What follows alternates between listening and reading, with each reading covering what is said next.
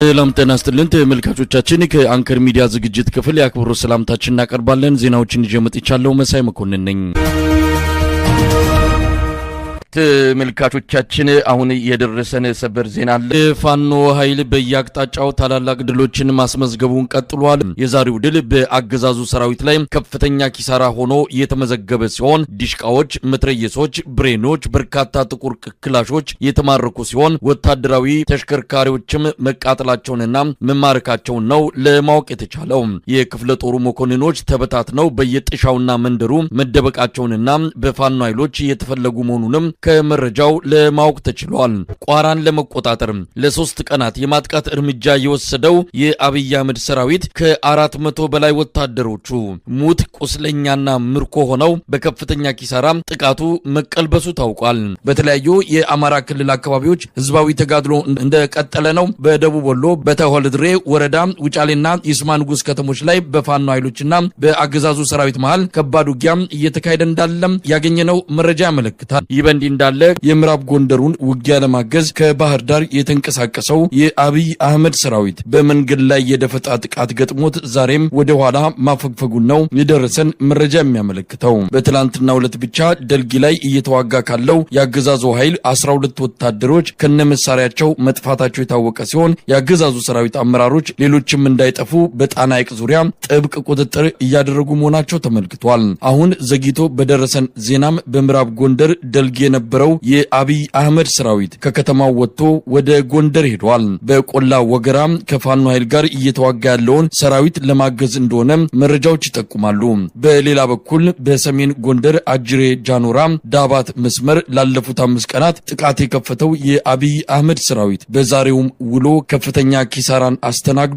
በውጊያው የቆሰሉ የአገዛዙ ወታደሮች ከዳባት ወደ ጎንደር አይራ ሆስፒታል በበርካታ የሄሊኮፕተር ምልልስ ሲወሰዱ እንደነበርም የአይን እማኞች ለአንከር ሚዲያ ገልጸዋል። በወሎ በጎጃምና በሸዋም በርካታ አውደ ውጊያዎች መደረጋቸውን የዘውትር ተባባሪያችን ከላከልን መረጃ ለማወቅ ተችሏል።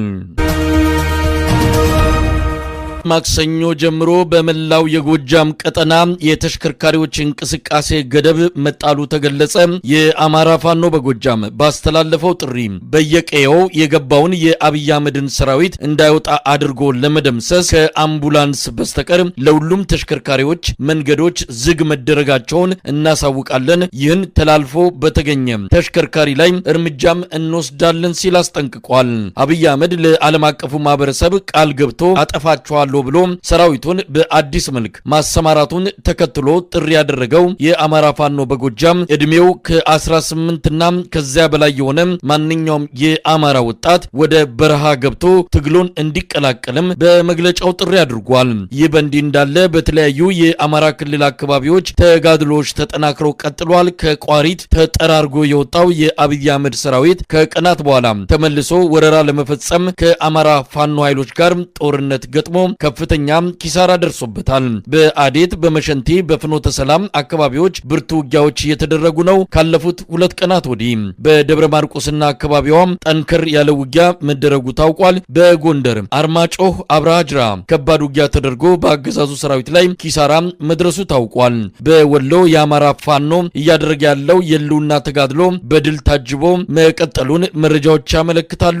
በሌላ በኩል የአብይ አህመድ አገዛዝ በአማራና በኦሮሞ ኢትዮጵያን መሃል ደም ለማቃባት ልዩ ዘመቻ መክፈቱን የአማራ ፋኖ ሸዋ እዝ በላከልን መረጃ ላይ ተመልክቷል። በሸዋ ምንጃር አቅራቢያ የፋኖ ታጣቂዎች ናቸው በሚል ያደራጃቸውን ወታደሮቹን በኦሮሞ ተወላጆች ላይ ግድያ እንዲፈጽሙ እያደረገ መሆኑ ነው በመረጃው የተመለከተው። በባህር ዳር አቅራቢያም በአገዛዙ ደህንነት መዋቅር የሰለጠኑ ዘራፊዎች ፋኖች ነን ብለው ህዝቡን ለማሰቃየት መዘጋጀታቸውም ታውቋል። ፋኖን ከህዝቡ ይነጥላል በሚል በተለያዩ የአማራ አካባቢዎች በፋኖ ስም ዘረፋና ግድያ ለመፈጸም ልዩ ተልዕኮ የተሰጠው ኃይል መሰማራቱን ለዝግጅት ክፍላችን በደረሰ መረጃ ላይ ተጠቁሟል። ከነገ ሐሙስ ጀምሮ ላልተወሰነ ጊዜ በመላው ጎጃም የተላለፈው የተሽከርካሪዎች እንቅስቃሴ ገደብን በተመለከተ አጭር መልእክት ያስተላለፈው የአማራ ፋኖ በጎጃም የህዝብ ግንኙነት የአብይ አህመድ ሰራዊት ገደብ አስቀምጦ ጥቃት ለመፈጸም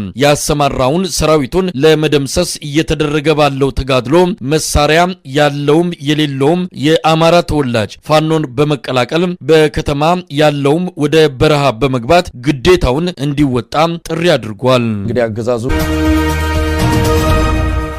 የአብይ አህመድ አገዛዝ ፋኖንና የኦሮሞ ነጻነት ሰራዊት ሸኔን ለአንድና ለመጨረሻ ጊዜ ለመደምሰስ መዘጋጀቱን ለዓለም አቀፉ ማህበረሰብ ቃል መግባቱ ታወቀ። በቀጣይ በሰፊው እየተዘጋጀው ነው በሚል አብይ አህመድ ጥሪ ላደረገው የውጭ ኢንቨስትመንት ሀገር ውስጥ የማስገባት እቅድ ወሳኙ የሀገሪቱ ሰላምና ደህንነት እንደሆነ ከዲፕሎማቲክ ማህበረሰቡ ጠንከር ያለ ማሳሰቢያ እንደተሰጠውም ታውቋል። አብይ አህመድ በመላ ሀገሪቱ ያለውን የጸጥታ ጉዳይ መፍትሄ እንደሚሰጠው ቃል መግባቱን ለማወቅ ተችሏል። ሰሞኑን የመከላከያ ሰራዊቱን ከፍተኛ ወታደራዊ አዛዦችን ያነጋገረው አብይ አህመድ በአንድ ወር ውስጥ ፋኖንና ሸኔን ካላጠፋንና ሰላምና ጸጥታውን ካላረጋገጥን እንደ መንግስት መቀጠል አንችልም በማለት ጀነራሎቹ ያላቸውን ኃይል ሁሉ ተጠቅመው በኦሮሚያና በአማራ ክልል የብልጽግና ፓርቲን ስልጣን የሚያረጋግጥ ሰላምና ጸጥታውን ሙሉ በሙሉ የሚያስከብር ድል እንዲያመጡ ማሳሰቡን ነው የደረሰን መረጃ የሚያመለክተው። የትኛውም መስዋዕትነት ተከፍሎ ሀገሪቱን እንዲያረጋጉ ጥሪ ማድረጋቸውም ተመልክቷል። ከፍተኛ ግራ መጋባት ውስጥ የሚገኘው የአብይ አህመድ አገዛዝ የሀገሪቱን ከግማሽ በላይ የሚሆነውን አካባቢ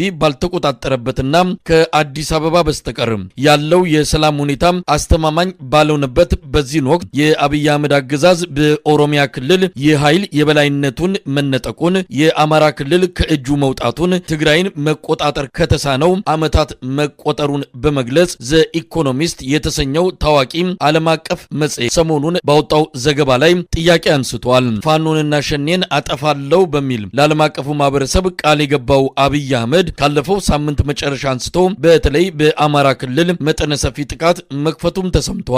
ባለፈው አንድ ዓመት ተመሳሳይ በቀነ ገደብ የተቀመጡ ዘመቻዎችን በመክፈት ውጤት ከማጣት ባለፈ ከፍተኛ ኪሳራ የደረሰበት አብይ አህመድ ሀገሪቱን ሙሉ በሙሉ አረጋጋለሁ በሚል ቃል የገባው ምን የተለየ ወታደራዊ ዝግጅት አድርጎ እንደሆነ የታወቀ ነገር የለም። በተለያዩ የአማራ ክልል አካባቢዎች እንደ አዲስ በከፈታቸው በሁሉም የጥቃት ዘመቻዎች ከፍተኛ ኪሳራ እንደደረሰበት መረጃዎች የሚያመለክቱ ሲሆን ከበርካታ የአማራ ክልል ወረዳዎች ያገዛዙ ሰራዊት ተመቶ እየወጣ መሆኑንም መረጃዎች ያመለክታሉ።